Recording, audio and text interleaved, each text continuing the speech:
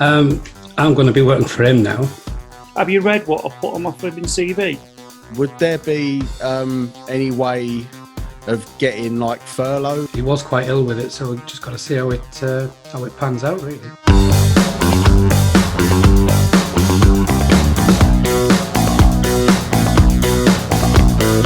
This endorsement, Brannigan's Crisps. Do you think it's a good idea? Is it a good idea? Well, you know, they've approached me. They obviously think that there's something there, and I'm more than happy to be the face of Brannigan's Crisps. Okay. I love crisps. I love Brannigan's Clearly. Crisps. Do you think it'll suit the, the sort of gender of the band? I'm assuming they've approached him because he's fat and he's a potato. Well, I wasn't really going to put it like that, but... Well, you know it is with these companies. I mean, they'll get any old Joe Schmo to front some brand thing. But I mean, go for it, Rick. I mean, get some cash out of it. Do it. I was thinking of us as well, you know, like when we go back on the road, you know, we can have them on our rider. Well, I'm assuming the deal's with Space Potatoes, not with you personally, you know, because you're being chosen because of the Space Potatoes brand. But quite possibly, yeah. Would have So we'll all thought so. benefit then. Yeah, we'll probably all get, you know, 3 packets of Brannigan's Crisps. I'd rather have the cash. I'd rather have the crisps. Well, I'll have the cash, you have the fucking crisps then. Is it a good deal? I've seen that about the deal. Is it a good deal? I'll need to look at the deal, but yeah, we get unlimited amounts of crisps. We can't just fucking use the Space Potatoes brand to get free crisps, Ricky. You know, we need some cash out of it. Dave, you're missing the whole pot. What are crisps made of? Potatoes! I know, but we can't True. pay our fucking bills with potatoes. You can't pay your fucking bills with potatoes. Yes, I can, and I have been. Really? Yep, my landlord's fat, and he loves crisps. We get to lockdown. Chris is so two-faced. This upset me about Chris. Okay, so Chris told Ricky that he would ask me and Kieran, our manager, whether Ricky could get on a furlough payment. I didn't know that Ricky had asked him to do this. I found out later that Ricky had asked him to do this. Chris gets in the meeting with us, doesn't ask at all. In fact, he asks for 100 grand out of the business, out of the band account, to fund his own project, to fund a bar that he wants to buy, which has gone bankrupt. So he's being opportunist and trying to buy up a cheap bar in his area that's gone bankrupt due to the pandemic and drawing money out of the company. Meanwhile, promising Ricky that he's going to help him out. Well, the money isn't in the company anymore to help Ricky out because Chris has taken it. And by the way of the nature of the business, because we're 50-50 owners, you know, if he takes money, I have to take it. I didn't need the money, but I ended up getting 100 grand more than I expected to get. Was that at the same time as killing the wash basket or a separate incident? No, that was that night. That night. The That wash night, basket. Yeah. Had a fight with my wash basket, threw up over my bed and shat myself. Mega. You know, that's classed as a good night, is it? Well, it was at the time. Weren't when I fucking woke up. Hey then, Ricky, I've heard you had to sell your place in London and move up to Six Finger Country. Yeah, mate. Had to get out. Sold the layout, sold the trains. Just had to go, really. But I like it up here. You know, I've always enjoyed being around the countryside. So to actually live in it, you know, It'll be cheaper. It'll save you a lot of money. yeah. How's the cat found it? He's settling in. He's all right. And I've been letting him out into the stairwell. He's getting used to the area, but no, he's fine. Is this a whole new Ricky then, doing stairs as well? Yeah, oh, mate, moving in, getting the sofas up 2 flights of stairs. Fucking hell. How I'm still here, I don't know. Did you not pay someone to do it, Ricky? No, my old man helped us up, and my sister and her husband. So there was a few hands on deck. And moving's a nightmare. Have you checked out the neighbourhood yet? Have you found any sort of one-legged gingerbreads or out like that? Or Suppose there is an advantage of a bird with one leg. Go what's on. that, Trent? Well, you know, when you're down there having fun, you can hear the doorbell with your left ear. Oh.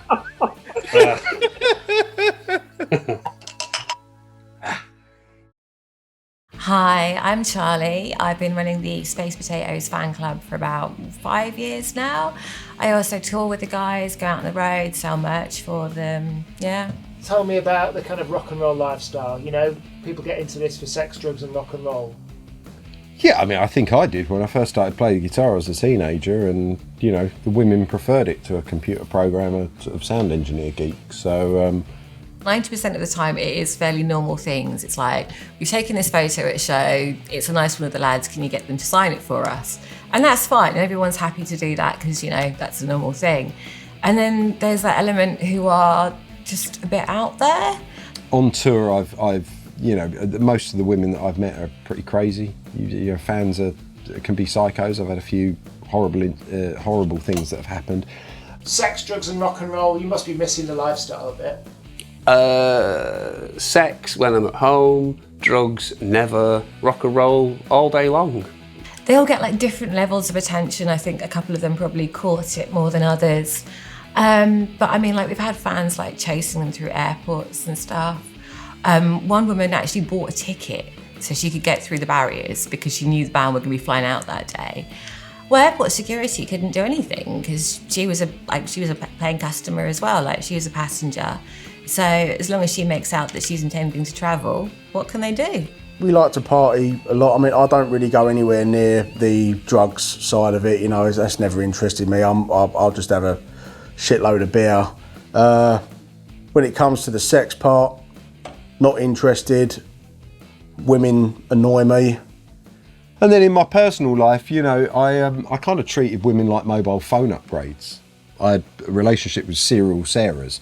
So it was like Sarah 1, Sarah 2, Sarah 3, Sarah 4, and they were all one after each other. And as I split up with one, I get the next one. She just happened to be called Sarah, which is which is a bonus. I didn't have to change the second profile on my computer. If you're in bed and you accidentally say your ex's name, you're going to get away with it. So, well, I'm kind of a clean living guy, really. I've been married for nearly 20 years, got 4 kids. The drugs, yeah, I'm asthmatic. It's just not my scene, you know. I'm not into that kind of thing at all. We had one absolute freak who actually emailed to ask for a vial of Ricky's spit. Like, what is she going to do with that? And she actually paid 200 quid for it as well, which is mental. Like, Ricky sent it to her. God knows what she did with it. I find that a bit gross, to be honest.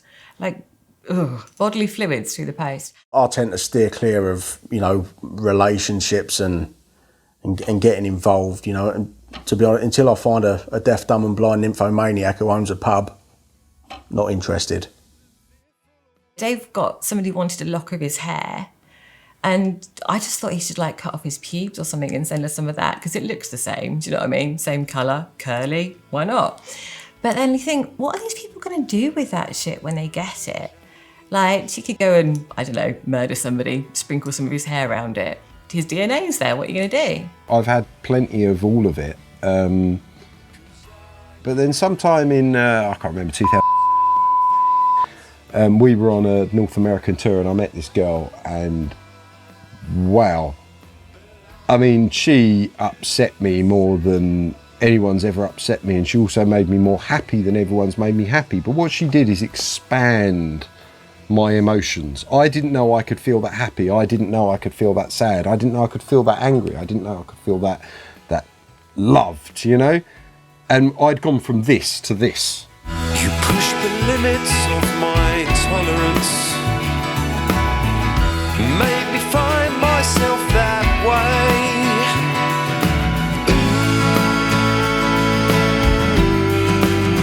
Now I'm forever changed. Can you tell me about 1,000 Things? That's our epic. That's our album closing, set closing monster. Dave's finest hour, in my opinion. I remember him saying, I've got this idea, what do you think? And Dave says that all the time, what do you think of this? And you've got to be careful with what you come back with, but this was just huge. It was like when people gone about Purple Rain or all along the Watchtower. It's a rock classic, but for the modern era. It's a stunning piece of work and very noisy on stage.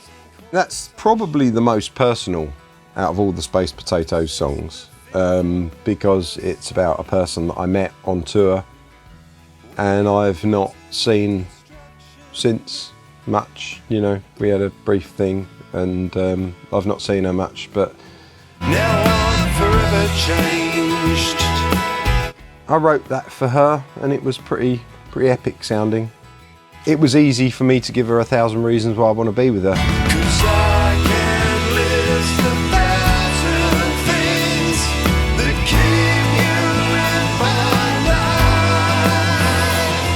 but I can't do the same for others, trying as I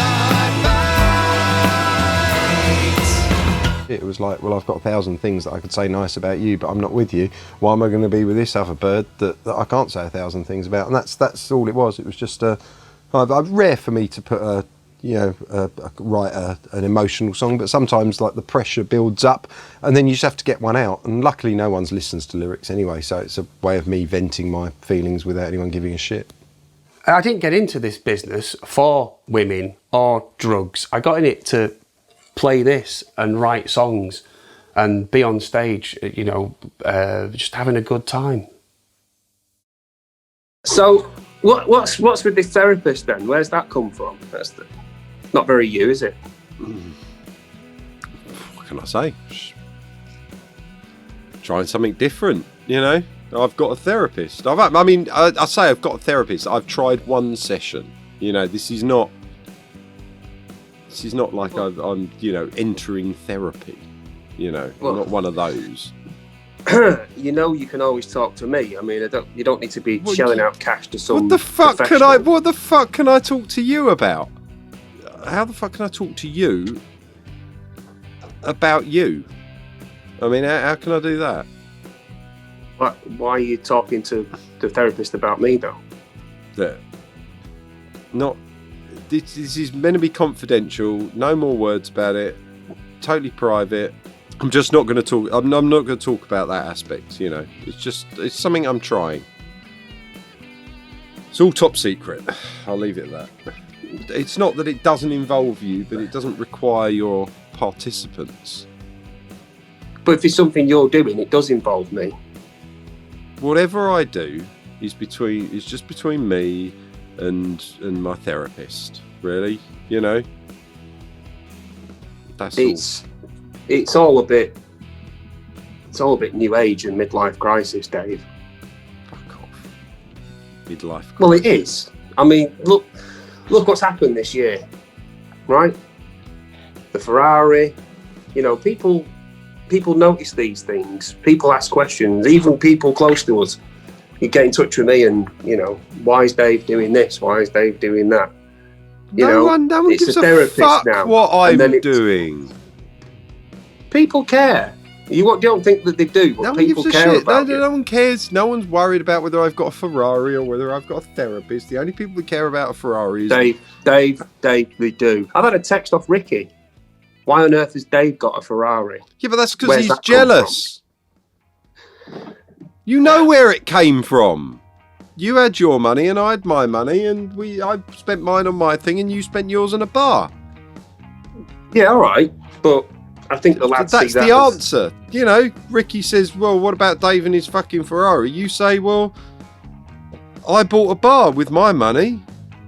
What are you spending your money on? Doesn't even own his own fucking drum kit.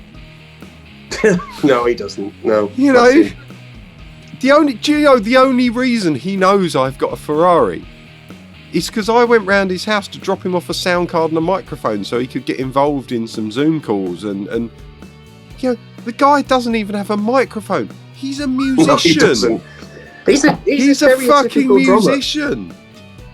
He's had singles out under his own name in countries that we've never even been to. And he doesn't own a microphone. He's the laziest man ever. If you probably have to wire it in and switch the computer on for him. It's Ricky. You know what he's like. I didn't go in the house because I just left it all in a bag at the front door, and then I had to talk him through it, and it's like, I'm sorry, but you look at that, and then you look at me and you say, why have I got the fucking Ferrari, and why have you got the bar, and why has he got the fucking train set and the kebab? Because he does fuck all. It's royalties. It's royalty, yeah, but he's done nothing. Oh, he doesn't. Dave doesn't let me write. Dave doesn't let me contribute. Oh, we know what happened when he did. Yeah, but at the end of the day, why is it that I'm his only vehicle? Clearly, I'm not. He had a single out. I'm not his only vehicle, and you're not his only vehicle for getting stuff out. It's just the path of least resistance, isn't it? I'm in a band. I write a song for that band. I make some money out there because it's easy. Well, no, his style of writing doesn't suit our band. That doesn't mean he can't go and write a song and release it and get out there. And he had one that was just more by luck than judgment. But did he follow that up with anything? Did he say, I can really do something here? No, I've done it once. I can didn't. do it again. Where's the wake up in the morning and I'm Ricky Howard and I'm going to be this? Yeah, it's just, I'll wait for the next fucking tour to come along. Wait for Dave to write another fucking album so that we can go out and do another fucking bunch of gigs and put some money in the bank, and as long as I can have 365 kebabs for the next year, that would fucking do me. I mean, Jesus Christ, these people wind me up. Yeah, well, you shouldn't let right. That's why I need to smoke. Wonder why I'm fucking smoking so much during lockdown. You shouldn't let people get to you like that. It doesn't bother me one bit. I'm not mithered by how Ricky runs his life, how the crew get up to. The crew are just people that we have to deal with, and don't let people wind you up like that. I mean, look at the state of you. Midlife fucking crisis. This isn't a midlife crisis. This isn't a midlife crisis. This is just... Well, it is. If you've got, Ferrari aside, therapists. Loads of people go into therapy. You'll be getting bath salts next and telling me that CBD oil is going to cure COVID. I've actually got some bath salts. I've actually got quite into bath salts, but they're really nice. But your skin feels so good after you get out of bath, and you've bathed in bath salts. And there's ones that are blue; they turn the water blue. Oh, it's right. Hang on. Really, really into this that. Is so far removed from me and you. I can't have a bath without salt in it now, man. You can't have a bath without salt. Now, all of these will be available from the Coldplay fan site, www.coxofcoldplay.com. And now, do you remember this beauty? 2020 Rendezvous. Yeah, you guessed it. That is 2020 Rendezvous by The Space Potatoes, written by guitarist and keyboard player Chris Barnes. Now, we've just been sent this, and this is the best of Space Potatoes, which honestly to me is like running a beauty contest in a leper colony. 45 minutes of the most derivative shit I've ever heard in my entire life. I thought I'd try it with a younger generation, decided to give it a play to my daughter, and this is what she thought. Oh, it's alright, sweetheart, it's only music. She's not a fan, as you can see. Now, I'm sure the Space Potatoes lads have completely lost the plot with this one. It's an album of utter derivative horseshit. Now, if you want my advice, and I suggest you take it, get rid of that shit, and go out and buy yourself Now That's What I Call Britpop. At least it'll be the real deal. Guys, if you've enjoyed this video, don't forget to like and subscribe. Also, if you need a fridge freezer, check out rumbelows.co.uk. You sound like Harold Shipman. I don't know why. That's not really relevant, but... Yeah, why are we talking about newsreaders?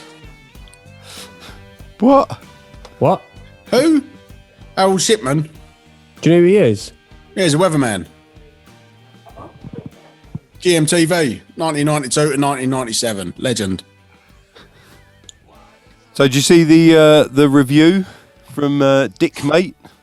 What? No, which one? You know the guy that Sean sent our album to? He worked with the NHS, raised 84 million, did the song about the Cornish pasties at Easter. Oh, right, yeah, cool. Why? What did he say? Oh, definitely one for the Twitter feed, mate. He mentions you by name too. What, he actually singled me out? Yep, mentioned you, Chris Barnes, guitar and keyboards. No mention of me. And then he described your music as horse manure. What? What? Why is Sean's mate stitching us up? Free world. He's free to hate you all he wants. What have we ever done to him? Well, you've not done anything except offend his ears and apparently offend his daughter's ears too. But he's got millions of followers. He's really influential. We're going to be laughing stocks. Yes, you are. What? On top of all this Twitter bullshit we've been dealing with? What Twitter bullshit? Well, there's people on Twitter saying that we're racist. Racy? What's wrong with being racy? Racist, David. Racist.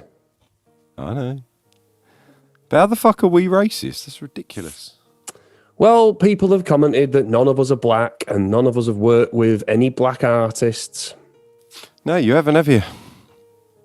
You have not worked with any people of colour. I noticed that too, actually. I was starting to worry about you. I was thinking to myself, Chris, is he a racist? Oh, of course, yeah, because it's all right for you. Yeah, I've worked on the McBroom Sisters album and Lorelei's your bloody get out of jail free. Down, Chris. You live up north. It's not illegal to not know any black people. It's quite normal up there. Yeah, but this is on Twitter. Well, fuck Twitter. Yeah, well, since all the racists kicked off about Meghan Markle moving to America, it's been out and out war. Who's moved to America? Meghan Markle. Oh, right. Do you know who she is? Yeah, of course I do. I met her when I had my single in Germany. Hey, what? You've met Meghan Markle? You never told us this. Yeah, we had a chat. She's actually quite nice. But I couldn't understand her though. She spoke a bit funny. She's a bit foreign and all that. Can't see why Twitter would think we're racist. Hang on. When was this? It was at one of the premieres for the film that my single was used in. Berlin, I think we were. Meghan Markle came and saw a film that you were involved in Germany, all in German language. Is that right? Oh, yeah. She speaks German. And she loved it. Well, the bit she saw, she had to go early. I think she had a speech to attend to or do or something like that. Wow. But she's nice. You are full of surprises. And conspiracy guys are going to go wild, royal family and Germans and all of that. Hey, did you get to chat to her? Like, she's pretty fit. I mean, obviously, not as fit as Jenna, but I mean, you kept that to yourself, haven't you? Fit? No, she's nice, but she's old and wrinkly. Sorry, Twitter, our gourmand spud doesn't mean to be a ginger racist. What do you mean? Germans ain't a race. What? No, but African Americans are. Are we talking about the same bird here? Meghan Markle. Meghan Markle. Yeah.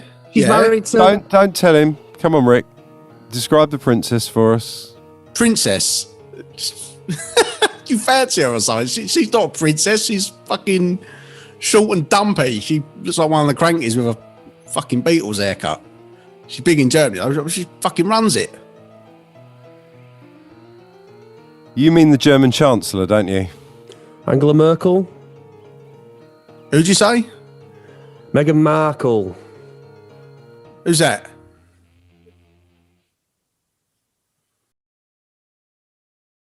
Can we talk about Second Sight? Do you have Second Sight? Second Sight was something he sent through. Do I have Second Sight? Depends. I don't know what you mean by that question. Explain what you mean. Well, some people think that they've got, clairvoyance or, the ability to see the future. No, I think that's people's laziness with their own mind. Bottom line is, if you're clever enough, you can do better calculations than other people. I am clever enough, and I can do better calculations than other people. Therefore, I come out with good stuff. If they just accidentally do a couple of things that are right, and they call it some sort of religious bullshit like Second Sight or whatever, then that's just, to me, that's just either underplaying your own genius or it's overplaying an accident. But anyway, on to the song.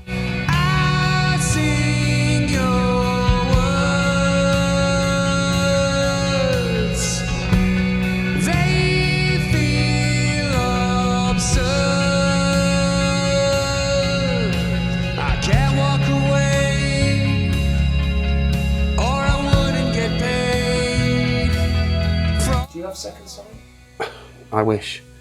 The thing about Second Sight is that I'm trying to get a message across to someone that, you know, they don't have all the answers, and in the past I've felt like I've been dragged through a hedge to appease them at times, and I kind of put it into a song where I wanted this person in particular to listen to it, and they did listen to it and went, okay, that's great, what are we doing next? And it was like my big moment, my big olive branch was just burnt in front of me.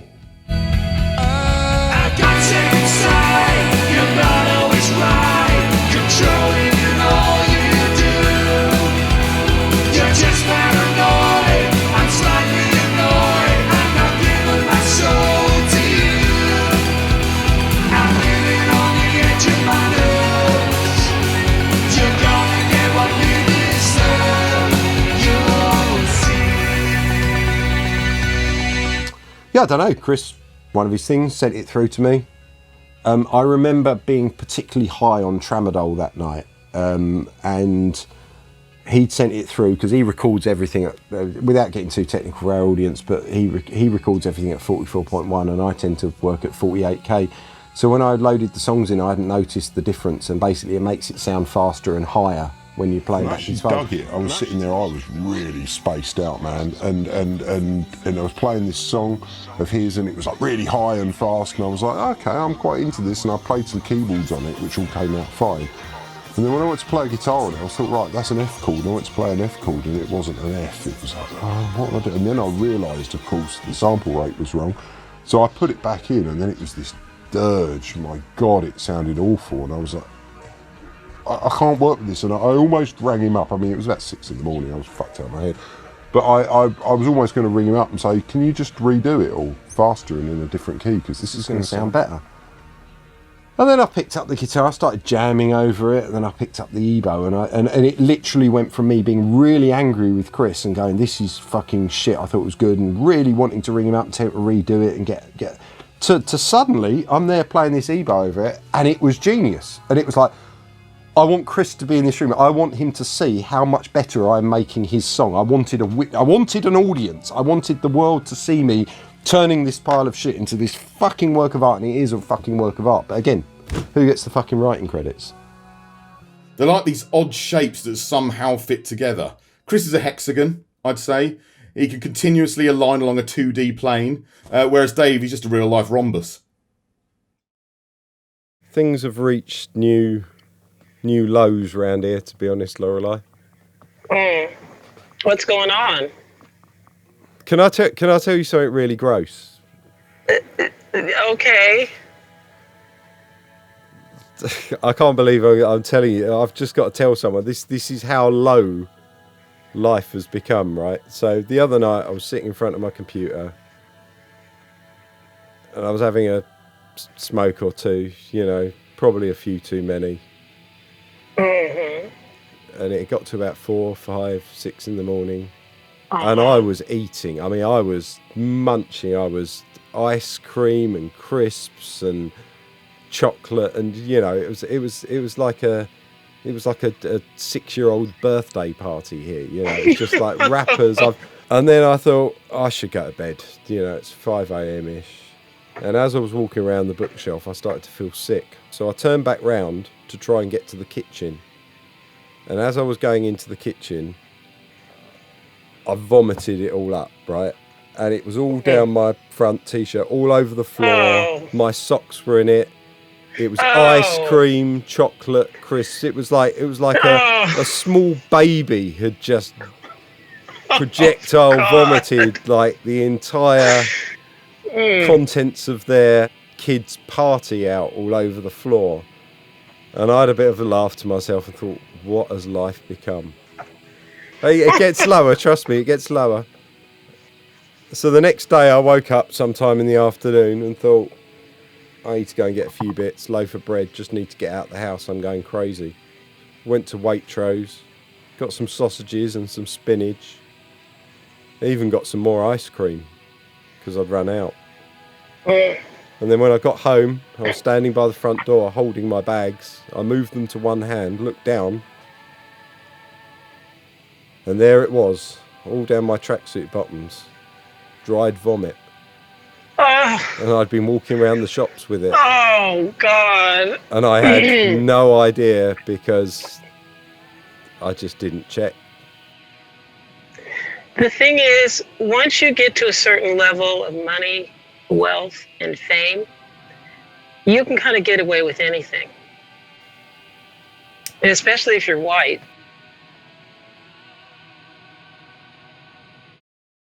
You've kind of hinted that Dave likes things a certain way. I mean, is there anything do you have sorts of things you like to control?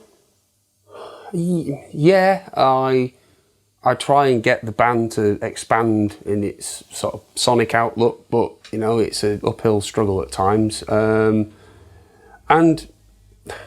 there's a thing that I've sort of said to people in the past is that Dave's kind of like the sun, and we all orbit Dave, you know. And every now and again, all the planets line up, and you get a song on an album. Have you ever thought of doing anything solo? Is it always one for the back? You know, stuff. Well, I did a solo album. I did a solo album a few years ago. Right. What was that called?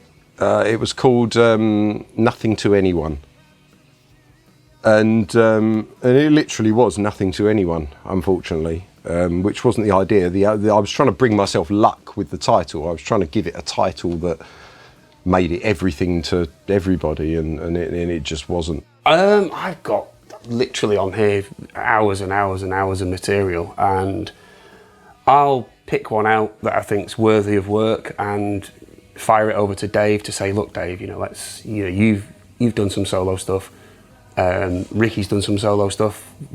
Why don't I get a bite of that cherry? And I've been waiting for years for him to complete stuff. There's always something that crops up with Dave that goes to the top of the list, and I get pushed further and further down. You know, I can't even see the front of the list these days. The only time I remember a serious sort of rift starting to occur was when Dave released his solo album. And then, you know, that's after releasing that, he really found out the importance of having a brand behind him. You know, really sulked after the release. Didn't pick up the phone for a week. I think he was hoping the album would go silver in the UK, and it went wood in the Isle of Wight. So yeah, bit of an issue there. There's Space Potato songs out there that I've played every instrument on. I've done every single vocal. I've done the drums, the bass, the keyboards, the guitars, the backing vocals, the lead vocals. I've mixed it, I've mastered it, I've made the video, I've done the lot. Put it out with Space Potatoes written on it. It's going to get somewhere. I mean, it might not be number 1, it might not be number 2, it might not be number 3, it might not be number 7, it might not be number 15, it might not be number 25, it might not be even in the top 40 or the top 50. But it's going to get somewhere. Whereas I put my stuff out, nothing. Exactly the same person. It's the same guy doing exactly the same thing. And that, unfortunately, is the music world, which is why I'm sort of stuck with Chris, really. Because he owns half my life. When was the last time that you woke up in the morning and think, I really want to get in a splitter van and go up to Aberdeen and play to 8 people? It's been a long time since I've been in a splitter van, and it's been a long time since I've played to 8 people, but no, never. I never think that ever. I've done it. I mean, you've got to look back at where I came from, Dave, the Northern pub and club circuit with my dad. I mean, playing in venues where you're on the carpet in the pub next to the toilet, and someone comes over and prodded you in the chest and says, you will play Robbie Williams. And then when Automatic were going, we were playing horrible venues, you know, 5 bands on the bill, shared drum kit, shared backline, 25-minute sets, half-an-hour sets, which were awful, playing to each band's blow-up audience who weren't interested in what you were doing. Then your mates would leave, and you were playing to no one. It was just horrible. This is horrible nights. I mean, the early days of Space Potatoes were that way.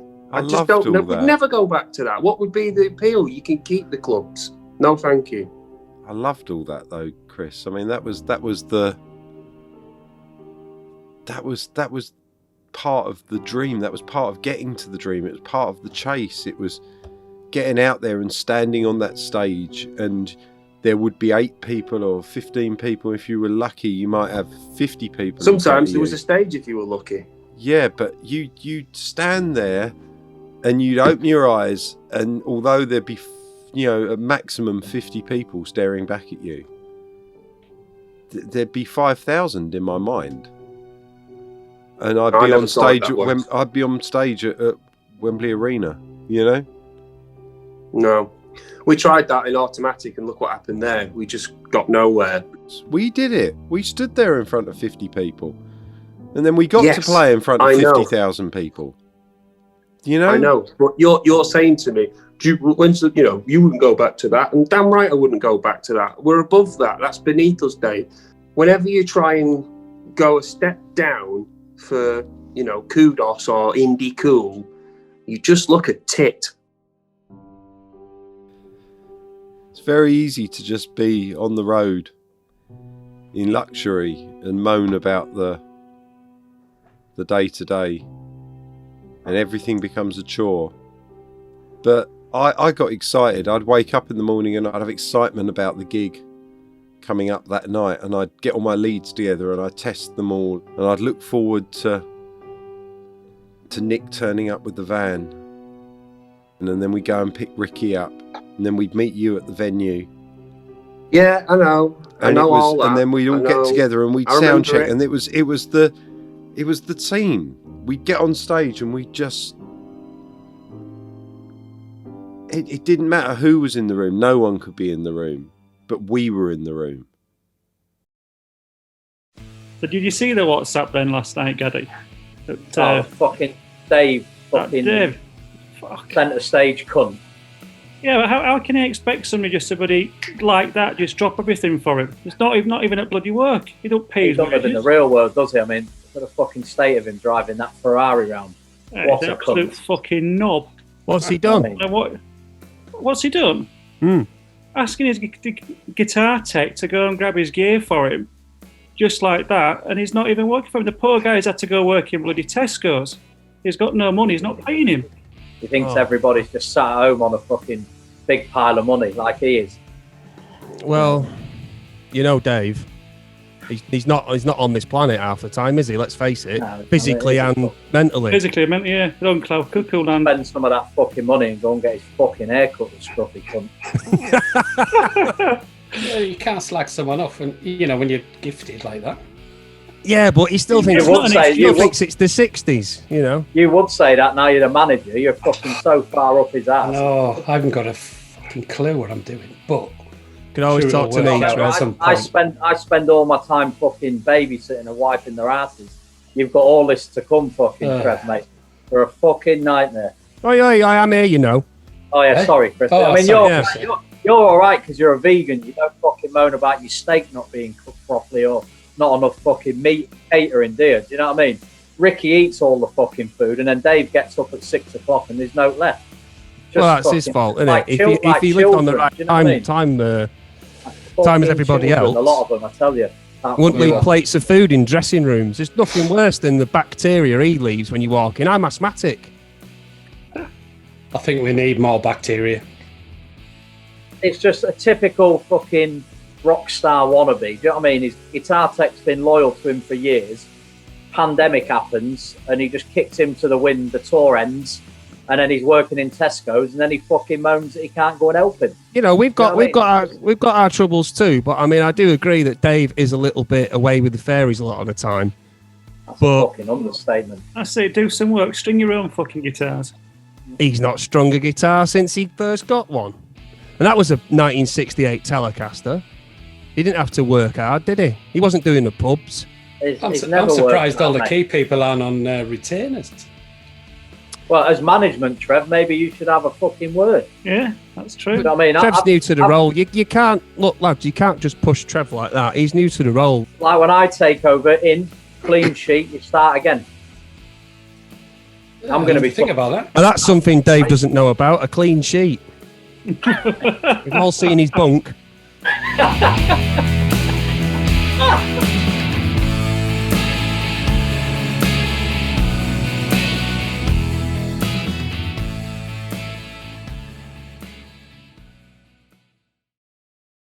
But there was a friend of mine, lovely chap, lighting guy, really into his cars, had a load of really cool sort of V8s, V12 engine cars. He's struggling at the moment. Mm-hmm. And he was saying he might have to sell one of his cars. And I said to him, well, sell it to me I'll keep it, use it, enjoy it over the summer. And then when you've got the money, I'll sell it back to you. So it's a bit like a loan. Yet, everyone on the cruise now, look at Dave. You know, he's just bought himself a Ferrari, driving around while we're all skint. You know? Well, that Ferrari... So they don't see the backstory. They don't have a clue. They don't what even that's about. ask. They don't ask. They make an Right. assumption. They look at me. I pull up at Ricky's house in a Ferrari. Ricky tells everyone that I've got a Ferrari and he has to get the bus and he hasn't got this, that, and the other. Well, not being funny. This is part of the hierarchy of it. You know, if Ricky had written more songs, if Ricky had been into it as much as I am, and I turn up in my Ferrari, and why the fuck shouldn't I? I've worked hard. And I've earned money, and I've released songs, and for 15 years I've kept all of these fuckers in employment, despite them most of the time doing things that hinders me rather than helps me. I only had the money to do because Chris wants to buy a bar and asked for money out the business, yet I'm the bad guy. Chris is the one trying to struggle on with his family. Ricky's the one that's never been made a proper member of the band, you know, but Dave's the one that's running around in his Ferrari still playing the rock star. Well, maybe I'm a fake, maybe I am a fraud, but without my fakery and without my fraud and without my delusional thinking and all of that bollocks that they accuse me of, they wouldn't have had 15 years of fun. We're trying to appeal to guys like us when we were buying the 7-inch, the 12-inch. But we didn't the with 2 2020 Rendezvous. We didn't do that. We were appealing to people that weren't like us. We were trying to appeal beyond. And we did it I think it for was a a bold moment. step. I think it was a bold step. But when did we ever do a disco song? Never. Never before and never after. It was a one-off thing. I think it ruined us, Chris. I'll be honest with you. I think it ruined us. I disagree. I think the disagree. biggest I think joke... it was I Was Made for Loving You by Kiss. You know, Gene Simmons hates that song, but like he says, when they play a festival, 50,000 people are all going, doo, doo, doo, doo, doo, doo, doo, doo. And that's our moment. How many times have we dropped it right down and the crowd have just been going, ah, ah, oh, ah, ah, oh, to a bass drum? It's just magic. It's arena rock in a sort of British way with a disco vibe. We swapped long-term, decent, average-sized audiences where we could have been doing 4,000 or 5,000 a year every year for 20, 30 years. Right. Hammersmith Apollo. Nowadays, we can barely fill the upstairs at it. I mean, it's embarrassing. Yeah, but- We used to do 3 nights at Wembley.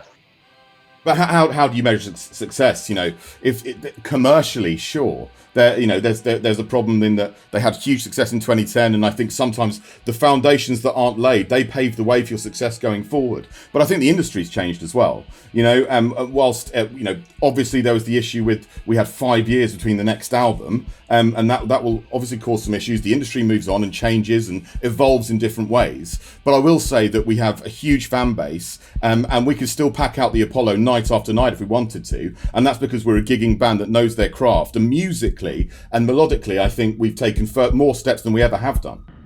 You know, Dave, he's not on this planet half the time, is he? Let's face it, physically and mentally. Hello, Sean. It's Dave here.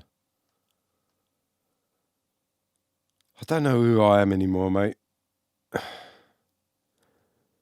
And I'm hoping that you can help me answer that. So I've made something for you. It's a little zip file. It's got some videos in it. Thing is, you want paying for the documentary. And deep down, I think you're not really bothered about finishing this, because you think, like a lot of others do, that we're finished. Well, I've got a proposal for you. I think you're going to like it. I don't know.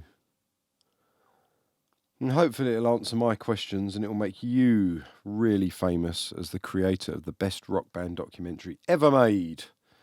Or maybe it won't. And that's the point. I don't know. See, I've got all the recordings of our Zoom calls since we stopped touring. And everyone uses the band account for their chats because it's pro. And I've got the lot. Tell the story, warts and all. And if I'm an arsehole, show me being an arsehole. And when I'm kind, show me being kind. But I want you to put it all in, for all of us. Show the world who we really are. Because I can't give you cash. Chris has taken it all, and I'm not putting any more of my personal time and money into this band until I know who I am and I know who they are. But what I can give you is the footage that could ruin us forever. Or we could come out reborn. That's out of my hands, really. And it's in your hands now, Sean. I've relinquished control. What's the most important thing in your life, would you say? Well, obviously Jenna and the kids. And after that? Well, it's the band.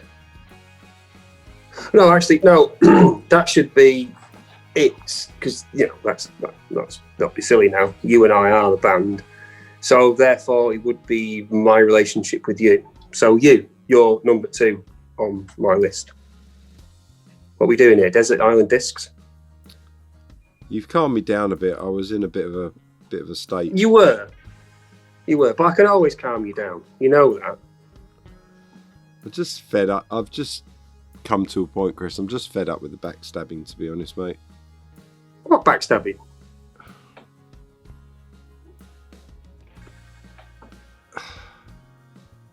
People bitching about me. People bitching amongst themselves. Where? The lies. What, on tour? Well, you get on tour. You're living in each other's pockets for 8 months of the year. You're gonna get that. I'm talking about just the general perception that I'm the bad guy, you're the good guy, Ricky's a proper geezer, which to be fair he is. He is a geezer. Yeah. South London geezer.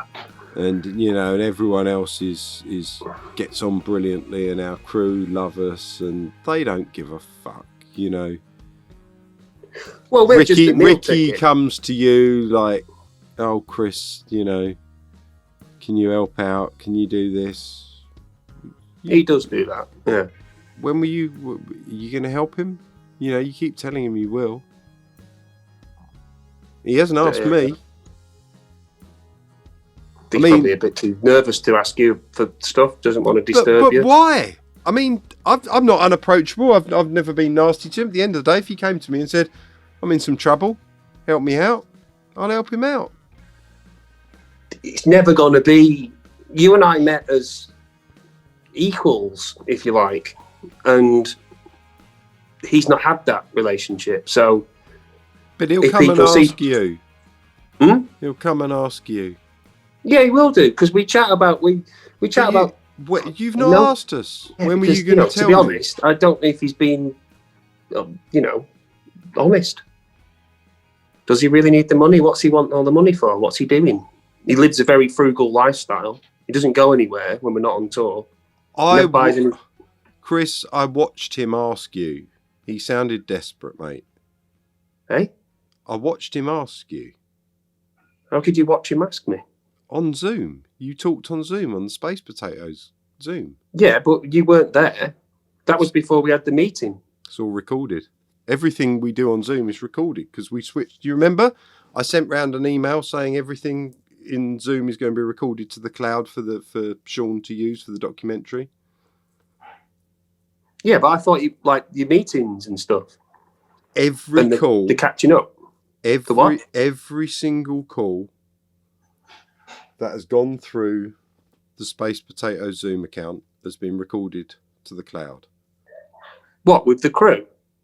Crew, band, our meetings, your chats with Ricky, all of it. Why are you giving it to Sean? What are you going to achieve by doing that? That's what I said. I put in the email, I said, I'm turning on by default recording on all the Space Potato Zoom accounts. But why is for cloud Sean doesn't recording? need to see that stuff? He's making a documentary. He needs footage for the documentary. You don't make a documentary about a band when the crew are talking and talking about personal stuff and having a beer. I sent everyone their email and I said to them, this is what we're doing. You can turn it off. If they chose not to read the email and they chose to use the account you opened an absolute that we are huge can of paying worms. for, if they chose to use the account that we are paying for, Oh, for fuck's sake. I think it's going to be healthy, Chris. I think it's going to get it all out in the open. Oh, yeah, it's going to be well healthy, yeah, because I'm going to look like a fucking idiot.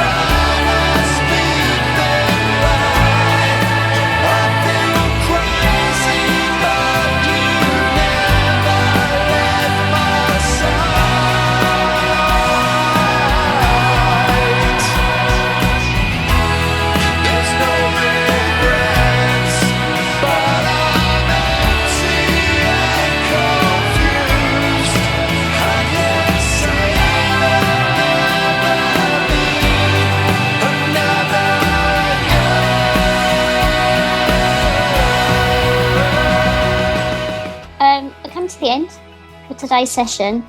Now, obviously, this is an assessment session, so you don't get a chance, unfortunately, to go through everything. But you've made a good start. You've told me a bit more about yourself. What would you like to gain from therapy? What are your hopes and goals for therapy?